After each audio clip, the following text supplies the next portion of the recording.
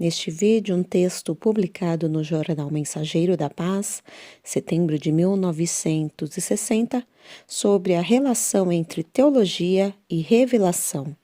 Quem não me conhece, eu sou a Silvana do canal Diário Pentecostal, especialista em História e Teologia do Protestantismo no Brasil.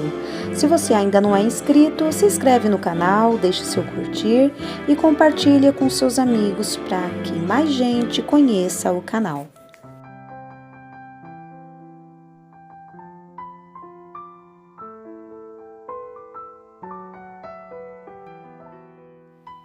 O termo teologia, no seu sentido lato, quer dizer ciência da religião, isto é, ensino acerca de Deus, do culto ou de tudo que diz respeito à divindade e à adoração em geral.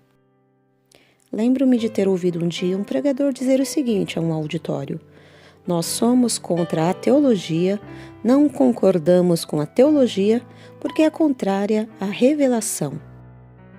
Fiquei a cismar o que aquele pregador entendia por teologia e por revelação. Cheguei, enfim, à conclusão de que ele estava equivocado sobre uma e outra coisa, aliás, muito frequente em quem ensina e em quem escreve, especialmente sobre assuntos teológicos ou religiosos, onde, via de regra, leva-se em conta antes as conveniências e os conceitos pessoais ou partidários do que a própria consciência.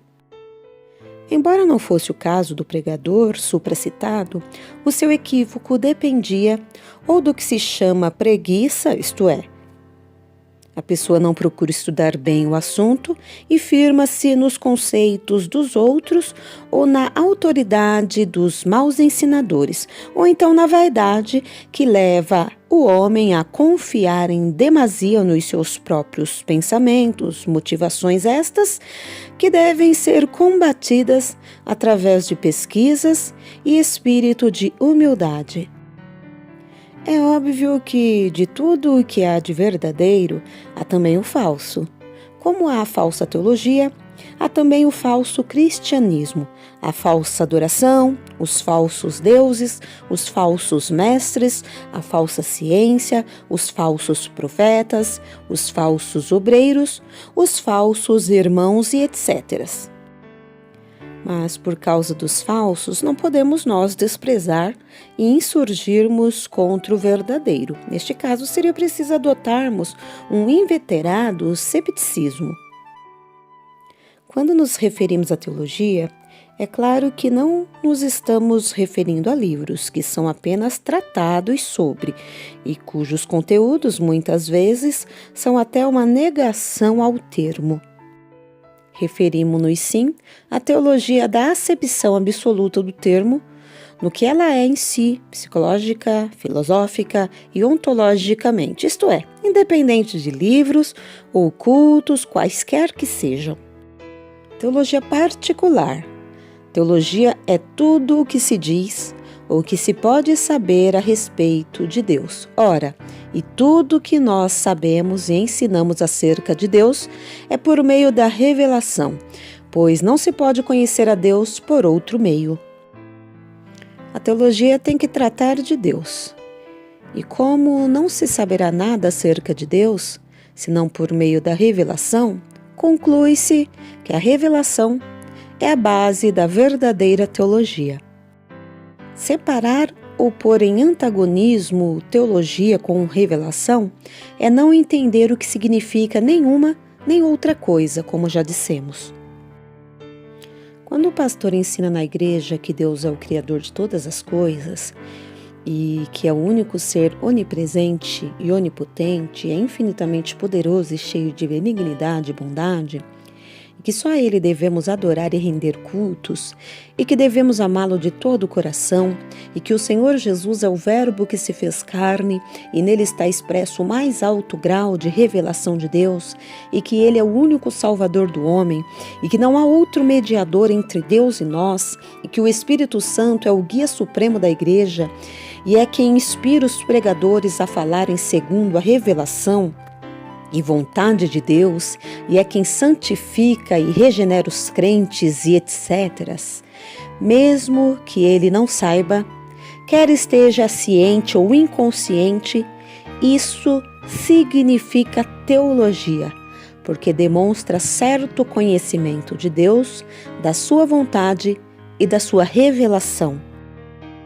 E não há outro nome para isto a não ser teologia, embora seja uma teologia prática, que faz mais do que empírico que teórico. Todavia, não é plenamente a chamada teologia, isto é, um conhecimento de Deus baseado apenas na razão humana, sem o auxílio de uma revelação especial, como aconteceu aos pagãos, como no caso de Aristóteles, Budas, Conas, um conhecimento instintivo e natural. Todavia, esse conhecimento e outros que tinham aparecido ainda não era de tudo isento da revelação. Veja Romanos 1, 18 a 21 e 2, 14 e 15.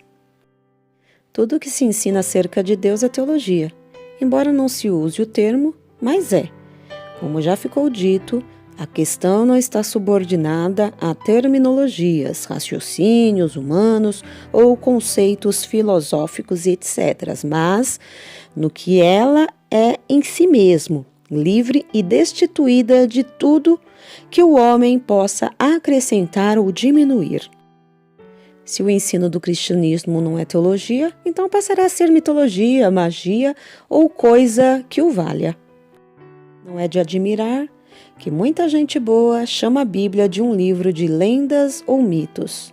Estes, então, são contrários à teologia, mas um cristão não deve dizer nem pensar tal coisa, porque para ele a Bíblia é a fonte suprema da revelação e do conhecimento de Deus. Quem, com são raciocínio, poderia negar que os escritos de São Paulo não são o maior conjunto teológico que um homem mortal já produziu? Onde se abeberam todos os ensinadores do cristianismo, leigos ou eruditos?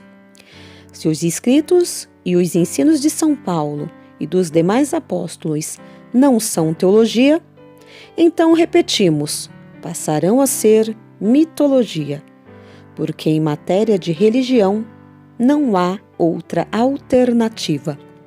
Ou trata-se de Deus, teologia, ou fala-se de deuses falsos, mitologia, com os seus derivados, feitiçaria, idolatria, magia e etc.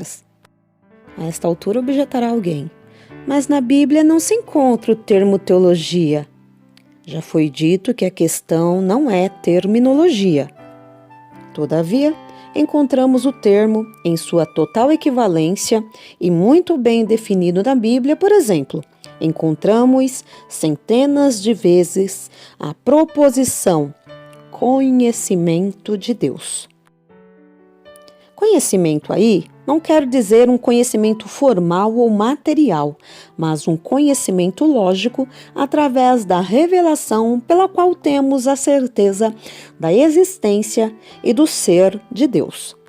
Esse conhecimento não é apenas um conhecimento através da lógica empírica ou espontânea, mas, como já foi dito, baseia-se na revelação. Exemplo, em Efésios 1 e 17, lê-se: para que o Deus e Pai de nosso Senhor Jesus Cristo vos dê em seu conhecimento o espírito de sabedoria e de revelação. Em Colossenses 1 e 27 lemos: aos quais Deus quis fazer conhecer, revelar, quais são as riquezas da glória deste mistério.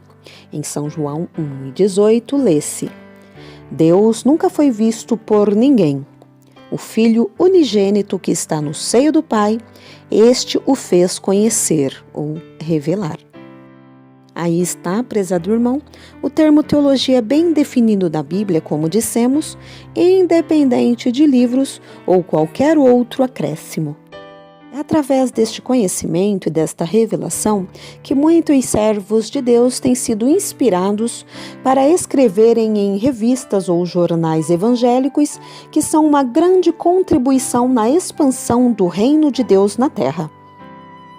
Isto é teologia e revelação unidas e inseparáveis, não podendo existir a primeira sem a segunda, que é a base ou o fundamento de tudo quanto se pode conhecer e saber a respeito de Deus. Não vá o leitor confundir a revelação de Deus com a também chamada revelação, isto é, como em caso de sonho ou mesmo visões sobre certos casos especiais ou segredos, pecados encobertos, etc.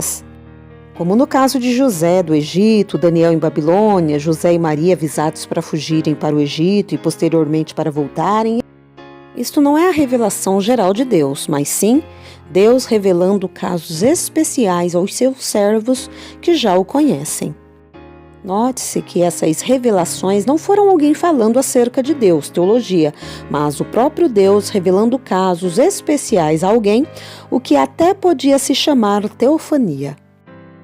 Essa espécie de revelação pertence à categoria dos milagres, onde o Deus revelado intervém em favor dos seus escolhidos.